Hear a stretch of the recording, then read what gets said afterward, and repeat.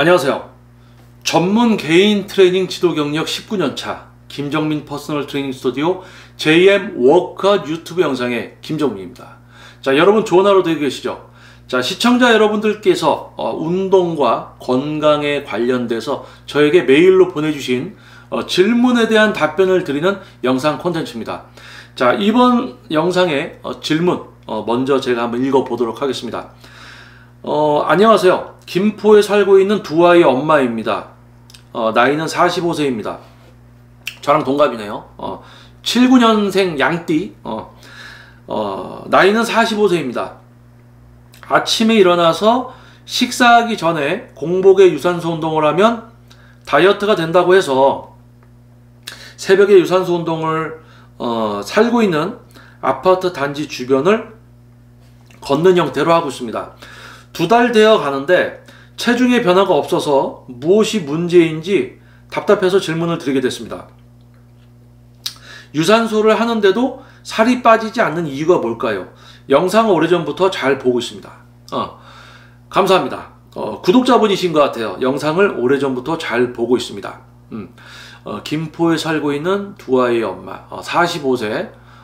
정말 이제 두 아이를 또 이렇게 키우시고 또 그동안 또 이렇게 45세가 또 되는 나이까지 아이들 케어하시고 또 이제 본인을 위해서 좀 이제 다이어트를 좀 이렇게 하시려고 하나 봐요. 근데 아침 공복에 이제 유산소를 하면 다이어트에 효과가 좋다라는 그 말을 이제 어디선가 들으신 것 같아요. 그래서 실제로 아침에 식사를 하기 전에 아파트 단지 주변을 이제 좀 걷는 형태로 유산소 운동을 하는데 2달이 되어 가는데도 체중에 변화가 없다.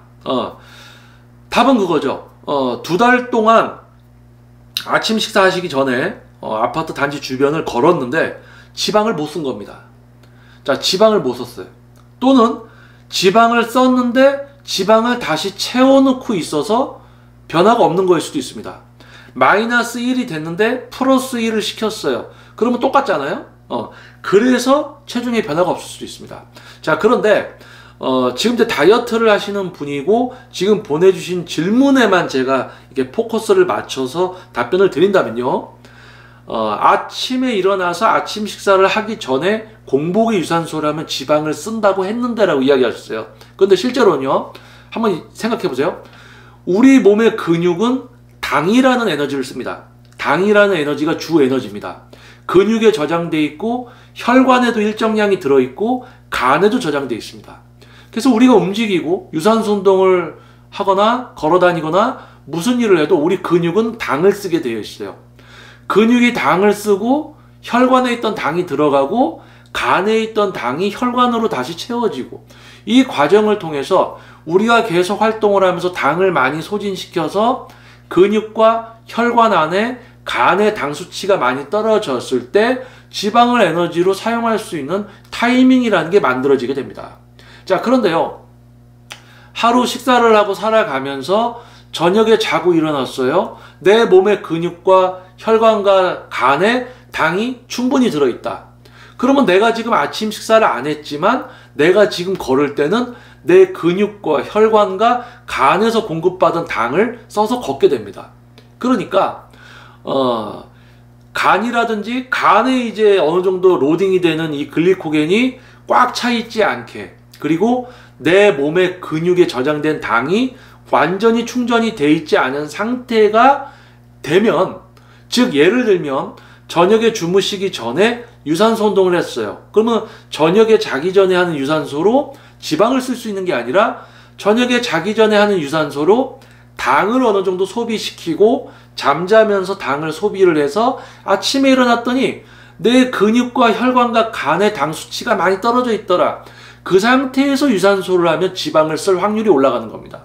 그러니까 아침 안 먹었어. 일어나서 아침 안 먹었어. 아침 안 먹었으니까 공복이야. 그럼 공복에 유산소 하면 지방 쓴 데가 아니라 실제로 지방을 쓸 수 있는 타이밍이 되어 있느냐가 중요하다는 거죠. 그래서 지금 45세 이제 여성분이시고 45세면은 저도 이제 45세지만 몸의 어떤 반응이라든지 이런 부분들이 확실하게 20대와 30대보다는 느립니다. 그리고 생리적인 어떤 몸의 어떤 기능들, 이런 내분비 계통, 이런 부분들의 호르몬 분비라든지 이런 부분들이 조금 이제 감소되는 부분들이 있기 때문에 지방을 에너지로 사용하거나 어떤 이런 기능들이 유지되는 거에 대해서 더 조심해야 돼요. 그러니까 몸의 기능이 조금이라도 덜 떨어지게, 몸의 기능이 떨어지지 않도록 더 세밀하게 관리를 해야 되는 나이가 40대 이제 50대 이렇게 이제 요 나이대가 중요하거든요. 그래서 지금 봤을 때, 그리고 아파트 단지 주변을 걷는 형태로 한다고 하셨어요. 걷는 형태, 호흡이 약간 가퍼지고 체온이 약간 상승할 정도의 속도로 걸었는지, 그리고 저녁에 좀 유산소를 해서 당을 소비시키고 아침에 당이 모두 좀 떨어지는 상태, 몸에서 당이 좀 많이 소모가 된 상태에서 지방을 쓸 수 있는 상태에 하는 유산소면서, 걸어도 조금 빨리 걸어서 체온이 좀 상승된 게 유지가 되면서 땀이 조금 날 수 있는 정도의 유산소를 최소 45분에서 1시간 정도까지 하는지, 또 걸으면서 허벅지라든지 종아리나 발목이 아프면 속도를 줄여야 되고요. 또 지속적인 호흡을 해서 산소가 공급이 돼야지 같이 연소가 된다는 거, 세포 안에서. 이런 부분들이 복합적으로 됐을 때 실제 지방이 사용이 돼서 지방이 소모가 되기 때문에 지방의 소모에 의해서 체중이 떨어지게 돼 있죠.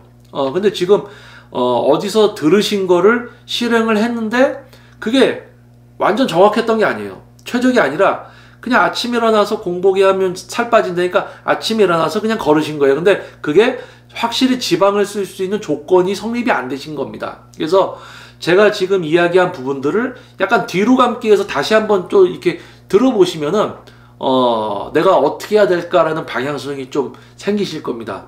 그리고 지금 이제 오래전부터 영상을 보고 계신다는 거 보니까 구독자분이신 것 같아요. 그래서 조만간 전국에서 발걸음해 주시는 JM 세미나가 다시 시작이 되면 김포에서 이렇게 오시면은, 세미나에 오시면은 이런 부분들도 세미나에서 모두 다루기 때문에 아마 이해를 하고 방향성을 잡는데 도움이 될 것 같습니다. 그래서 두 아이의 엄마로서 이제 가정에 충실하셔서 45세 이제 좀 다이어트를 하려고 하시는데 아침에 공복에 유산소를 했는데도 살이 안 빠져서 걱정에 이렇게 연락을 또 질문을 주셨어요. 그래서 아마 답변이 됐을 거다라고 생각을 합니다. 영상을 다시 한번 좀, 지금 이 영상을 조금 한두 번 이렇게 보시면은 제가 한 이야기를 들으시면 이제 방향성이 좀 잡히실 거예요. 또는 이제 노트를 하면서 포인트를 좀 적어서 생각을 하시면 될 것 같습니다.